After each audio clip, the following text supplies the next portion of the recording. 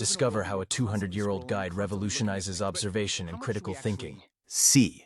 It's one thing to look, but it's something else entirely to truly observe.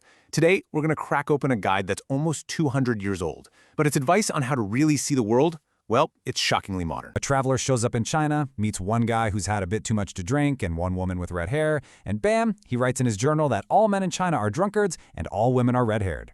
But it's also a perfect, sharp example of how quickly we can jump to these massive conclusions from one or two little facts. How do we stop ourselves from becoming that traveler? How can we look at a new place, a different culture, or heck, even our own hometown and see what's actually there instead of just seeing what we expected to find? Back in 1838, she wrote a book called How to Observe, which was basically a workout plan for your brain.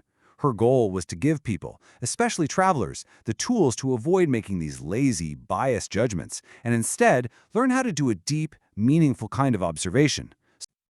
So Martineau argued that before you even start looking around, you've got to get your mind right. You need what she called an observer's toolkit. It's all about what you pack in your head. Okay, so the first tool in the kit is having principles. Martineau sets this up as the total opposite of prejudice. A framework, a set of big ideas about people and society that helps you organize what you're seeing in a much smarter, more structured way. Her second tool is just as important, moral sympathy. And this quote, wow, it just gets right to it.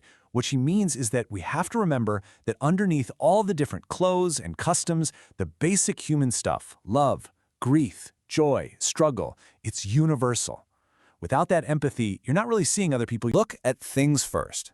Then use what people say about those things as extra commentary, not as the main event. It's such a simple idea, but it completely flips your perspective.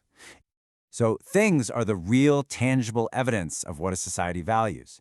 They're the stuff you can see and touch, the buildings, the laws, the art, the institutions.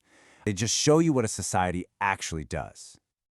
Discourse, on the other hand, is everything people say, what they tell you, what's in the news, what politicians are saying in speeches.